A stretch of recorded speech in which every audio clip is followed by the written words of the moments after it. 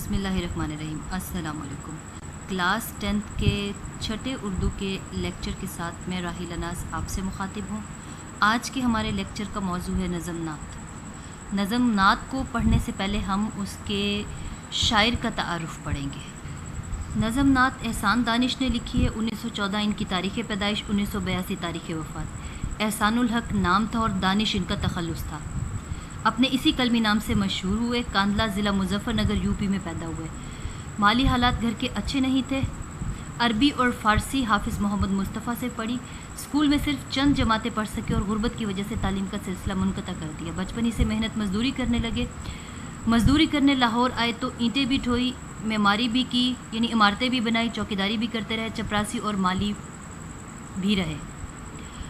अब ये पंजाब यूनिवर्सिटी जब बन रही थी तो तब उन्होंने उसके लिए मज़दूरी की। इसी वजह से ये मज़दूर शायर कहलाते हैं। इस दौरान उन्होंने लाइब्रेरियों में भी चक्कर लगाए और मुताला जारी रखा और शेर गोई का इनको शौक़ था। काजी मोहम्मद ज़की की सोहबत मिली तो शेर कहने लगे। ये कादिरुल कलाम शायर थे और इनकी जो शायरी है वो मशरक़ी इक़दार की आइनादार है। गज़ल और नज़म गो शायर हैं ये। इनकी वजह शोहरत इनकी नज़में थी। इन्हें इनकलाब शायर भी कहा जाता है। इनकी ख़ास तसानीफ़ में हदीस ज़िंदगी, दर्द ज़िंदगी, नवाए कारगर, आतिश खामोश, गोरिस्तान, ज़ख़्म, मरहम और शिराज़ा शामिल है। और ये जिस वजह से बहुत ज़्यादा मशहूर हुए वो है उनकी एक आप बीती जहान दानिश, जो उन्होंने अपने हालात ज़िंदगी पर, अपने ऊपर बीते हुए हालात जिसमें इन्होंने बयान किए, इस वजह से इनको ज़्यादा शोहरत हासिल हुई। नात ऐसी नज़म को कहते हैं जिसमें हज़रत मोहम्मद मुस्तफ़ा सल्लल्लाहु अलैहि वसल्लम की तारीफ़ बयान की जाए। अब इस नज़म को पढ़ने का मकसद क्या है? हम हज़रत मोहम्मद मुस्तफ़ा सल्लल्लाहु अलैहि वसल्लम की खूबियों से, यानी उनके महासिन से आगाह होंगे। हमारे दिल में हज़रत मोहम्मद मुस्तफ़ा सल्लल्लाहु अलैहि वसल्लम की मोहब्बत का जज्बा उजागर होगा और बतौर नात सिनफ़ सुखन उससे मुतारिफ़ होंगे। यानी शायरी की ये कौन सी किस्म है नात जिसमें हज़रत मोहम्मद मुस्तफ़ा सल्लल्लाहु अलैहि वसल्लम की तारीफ़ बयान की जाती है। पहला शेर है, दो आलम का इमदादगार आ गया है, अमी आ गया है, गम गुसार आ गया। शायर ने इस शेर में हज़रत मोहम्मद मुस्तफ़ा सल्लल्लाहु अलैहि वसल्लम की सिफ़ात हमदर्दी, अमानतदारी और गमगुसारी को बयान किया है और आप सल्लल्लाहु अलैहि वसल्लम की पैदाइश और आमद का जिक्र करते हुए कहा है कि आप दोनों दुनियाओं, यानी इस फ़ानी दुनिया और आखिरत की दायमी दुनिया, दोनों में हमारे मददगार हैं। और ऐसा शख्स जो पूरी इंसानियत की मदद करने के लिए यहाँ पर आया उस वक्त जब पूरी दुनिया जहालत के अंधेरों में डूबी हुई थी, लड़ाई झगड़ा आम था और लोगों का कोई पुरसाने हाल नहीं था। आपने दुख दर्द के मारों के दुख दर्द को बांटा, यानी आप उनके गम गुसार हैं। यहाँ हम हवाले के तौर पर एक ये शेर यहाँ पे ऐड कर सकते हैं। वो नबियों में रहमत लक़ब पाने वाला, मुरादे गरीबों की बर लाने वाला, मुसीबत में गैरों के काम आने वाला, अपने पराए का गम खाने। हाँ, इस शेर में आपकी एक और सिफत अमीन का जिक्र किया गया है। आप अमानतदार थे, यानी आपने अल्लाह ताला के दीन को और कुरान मजीद को हम तक बाहिफाजत पहुँचाया। आप हद दर्जा अमानतदार थे कि आपको कुफ़ार जो है वो सादिक और अमीन कहा करते थे, उस लक़ब से पुकारा करते थे।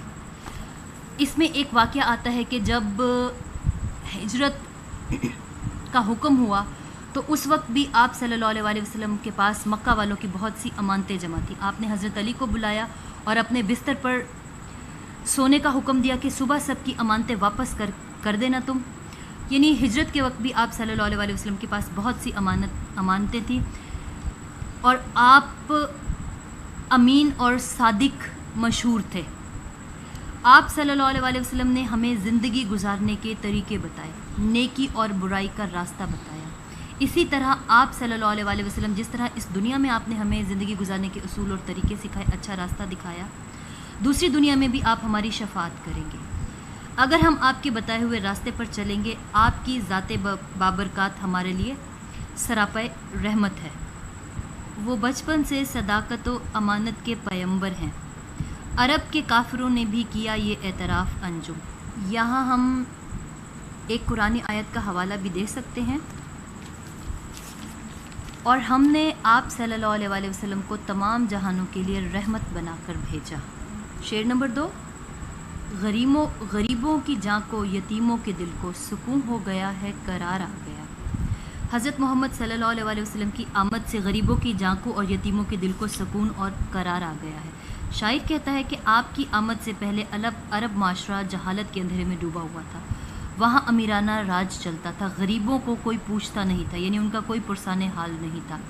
اگر اس پر کوئی غریب یتیم ہو جاتا تو اس کے لیے در در کی ٹھوکریں ہی ہوتی، اس کی کسی جگہ بھی عزت نہ ہوتی، اور اگر کوئی امیر بچہ یتیم ہو جاتا تو اس کے لالچی رشتہ دار اس کے مال پر مختلف بہانوں سے قبضہ کر لیتے، مگر آپ صلی اللہ علیہ وسلم کی آمد کے ساتھ ہی یہ لا قانونیت ختم ہو گئی۔ اسلام نے ہر ایک کے حقوق مقرر کر دیے، چاہے وہ غریب ہو چاہے وہ یتیم ہو، ہر ایک کو اس کا حق مل گیا اور وہ خوشی سے اپنی زندگی گزارنے۔ یہاں ہم ایک حدیث شامل کر سکتے ہیں، جو شخص یتیم کے سر پر شفقت کا ہاتھ رکھے تو اس کے ہاتھ کے نیچے جتنے بال آئیں گے اللہ تعالیٰ اس کے برابر اجر و ثواب دے گا۔ صلی اللہ علیہ وسلم کی آمد کے ساتھ ہی لوگوں کا ڈر اور خوف بھی ختم ہو گیا، وہ آرام و اطمینان سے زندگی گزارنے لگے، ان کے دل بھی اطمینان کی دولت سے مالا مال ہو گئے۔ حضور صلی اللہ علیہ وسلم نے خطبہ حجۃ الوداع کے موقع پر فرمایا کہ کسی گورے کو کالے پر، کسی امیر کو غریب پر اور کسی عربی کو عجمی پر کوئی فوقیت حاصل نہیں، عظمت اور بڑائی صرف تقوی کی بنیاد پر رکھی گئی۔ آپ صلی اللہ علیہ وسلم کی تعلیمات کی بدولت ہر طرف امن و سکون اور قرار ہو گیا۔ آپ نے ہر مخلوق کے سر پر ہاتھ رکھا۔ آپ صلی اللہ علیہ وسلم تمام جہانوں کے لیے رحمت بنا کر بھیجے گئے، ہر ایک کو اس کا حق مل گیا، ہر ایک خوش ہو گیا۔ یہاں پر ایک شعر ایڈ کر سکتے ہیں ہم اس کے آخر میں، تشریح کے: فقیروں کا ملجا ضعیفوں کا ماوا، فقیروں کا ملجا ضعیفوں کا ماوا، یتیموں کا والی غلاموں کا مولا۔ امید ہے آپ کو ان دو اشعار کی تشریح سمجھ آ گئی ہوگی۔ اللہ حافظ اسٹوڈنٹس۔